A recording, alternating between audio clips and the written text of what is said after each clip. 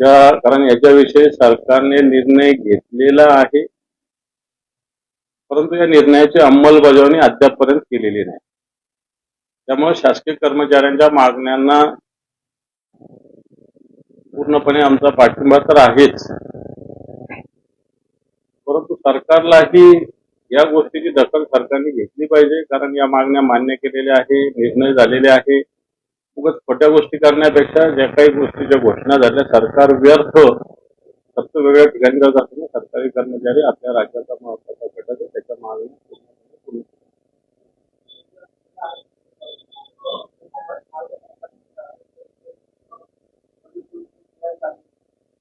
काय म्हणा, हे नाटकबाजी भारतीय जनता पार्टी, खोटं नाटक, त्याला नौटंकी म्हणता येईल, अशा पद्धतीने भारतीय जनता पार्टी चालू आहे.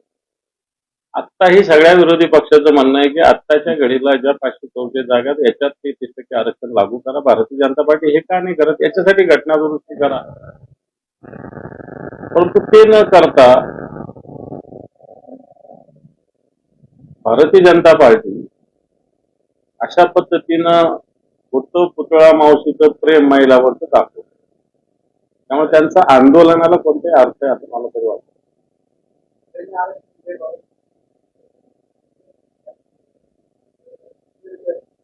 बिलकुल, आम्ही पण स्वीकारतो. ओपन डेबिट चॅलेंज देवेंद्र फडणवीसांनी करावं महिलांच्या विषयावर, हे चॅलेंज शिवसेना सुद्धा स्वीकारते.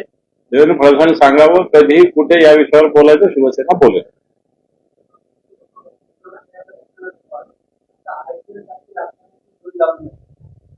बरोबर आहे ना. एका कबड्डी स्पर्धेच्या कार्यक्रमाला गेले, तिथे ते बोलले आणि बोलीवरच चालू आहे ना.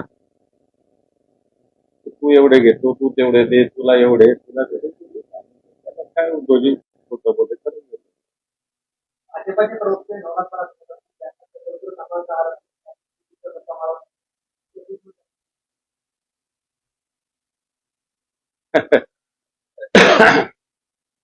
आमच्या टेकूवर चंद्रपूर आहे आणि चंद्रपूर आणि मणिपूर म्हणजे मणिपूरच्या माता भगिनीवर ज्या पद्धतीनं अन्याय अत्याचार होतो, त्याची भारतीय जनता पार्टी कशा पद्धतीनं खिल्ली उडवतो हे चांगलं झालं महाराष्ट्रासमोर नव्हे, देशासमोर आलेलं आहे. मणिपूरच्या भावना स्वतंत्र आहेत. मणिपूरमध्ये ज्या पद्धतीनं आदिवासी बांधवांवर सरकार पुरस्कृत हल्ले होत आहेत, महिलांच्या धिंड कशा काढल्या गेल्या, मला असं वाटतं हे जगाने बघितलेलं आहे. आणि त्याच्यामुळे मणिपूरच्या ज्या घटनेचं आणि चंद्रपूरचं ज्या पद्धतीनं भारतीय जनता पार्टी समर्थन करते ती निश्चित आहे.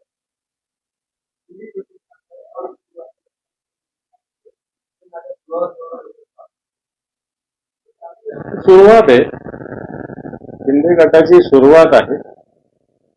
महेश शिंदे तसे पाहायला गेले तर भारतीय जनता पार्टीचे नावावर शिवसेनेत होते. मला वाटतं सुरुवात शिंदेच्या सेनेत झालेली आहे. असे अनेक लोक अशा पद्धतीने येणार.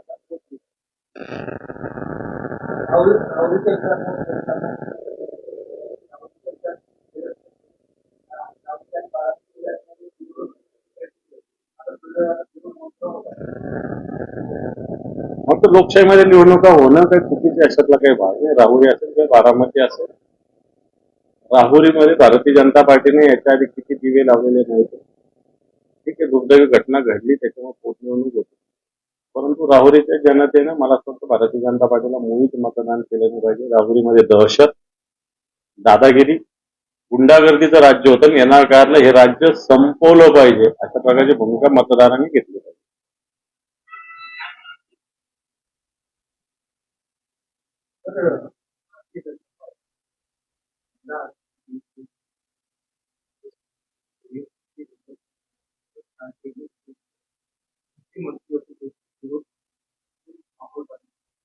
उससे कुछ बनेगा नहीं. महिला आरक्षण ये 2023 में ही मंजूर हुआ है सभी पार्टियों के मत से. अभी कहा महिला आरक्षण विधेयक था, अभी मतदार संघ परिनियमन का विधेयक था, उसको हमने विरोध किया है. महिला आरक्षण तो आज भी लागू हो रही है, हमारी मांग है. इसलिए भारतीय जनता पार्टी जो ड्रामाबाजी कर रही है हिंदुस्तान में, जनता के सामने आने दो, उसको हम क्या जवाब देने का देंगे. राहुल गांधी कांग्रेस में नहीं जाना है। मुझे किसी भी तरीके से महिलाओं को आरक्षण देने वाला एक बिल आया, कांग्रेस तरफ उसके सहयोग मिले, नहीं किया, आज वो बहाने बना रहे हैं कि देश की महिलाएं कुछ नहीं होगा, महिलाओं ने ही इसका विरोध किया है। महिला विधेयक इसके पहले मंजूर हुआ है, भारतीय जनता पार्टी ने वो लागू नहीं किया है। अभी भी पूरे विपक्ष की मांग है कि महिला जो बिल 2023 में मंजूर हुआ वो तुरंत आने वाले इलेक्शन से लागू करना है।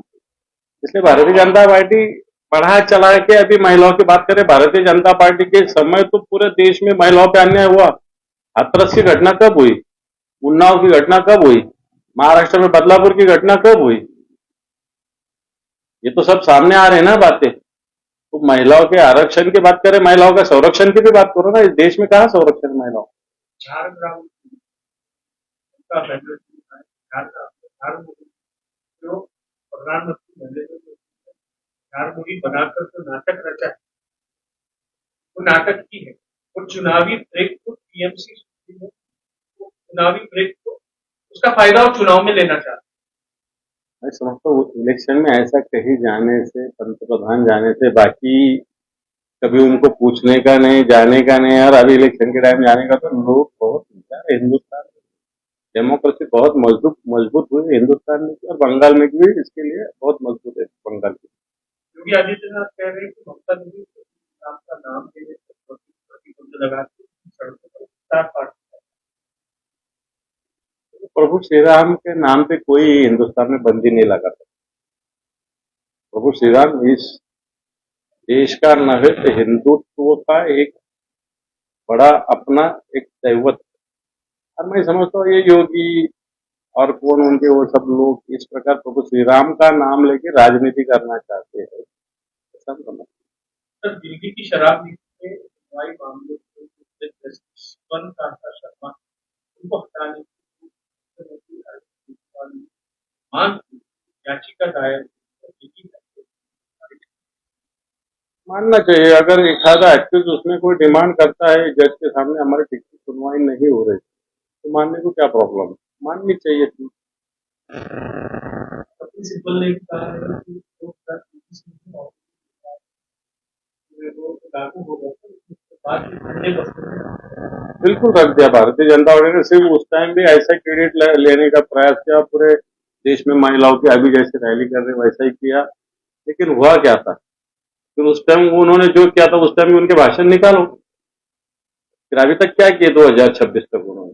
हम समझते हैं आने वाले 2029 में जो अभी जगह है उसमें से 33% आरक्षण देना चाहिए महिलाओं को, ये हमारी मांग है। सुब्रत ने भी कहा है कि जिस तरीके से प्रधानमंत्री ने देश को किया वो कहीं ना कहीं आचार संहिता का बिल्कुल इलेक्शन चालू है 4 स्टेट में और तुम एक विधेयक जो हाउस में हुआ, हाउस पे तो उन्होंने भूमिका रखी थी ना, और अलग से भूमिका रखने की क्या जरूरत है? ये तो सरकारी मिशनरी का दुरुपयोग कर रहे प्रधानमंत्री जी। इतना क्या देश का बड़ा इश्यू था हाउस में, इस पे सब उनके अमित शाह जी ने भूमिका रखी, सब में लास्ट प्रधानमंत्री जी ने रखी। उसके बाद में और अलग से रखने की बोलते गवर्नमेंट जो मिशनरी है उसका मिसयूज कर रहे हैं। आज महाराष्ट्र राज्य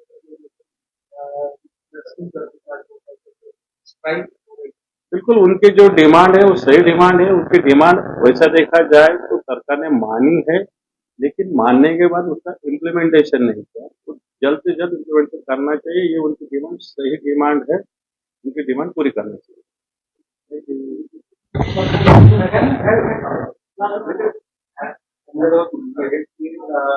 शरद पवारांची बरोबरी करण्यासाठी त्यांना 100 वर्ष लागतील देवेंद्र शरद पवारांचं नेतृत्व यशवंतराव चव्हाणांनंतर या महाराष्ट्रातलं शरद पवारांचं नेतृत्व मोठं नेतृत्व आहे। देवेंद्र फडणवीस नेते भारतीय जनता पार्टीचे, ते पूर्ण भारतीय जनता पार्टीचे, महाराष्ट्राचे तर कधीच होते। त्याचप्रमाणे डिबेट करण्यासाठी देवेंद्र फडणवीस डिबेट करायचे ते मी बोललो ऑलरेडी, डिबेटला आमची पण तयारी आहे। यावं देवेंद्र फडणवीस कधीही यावं, त्या विषयावर आमची डिबेटची 100%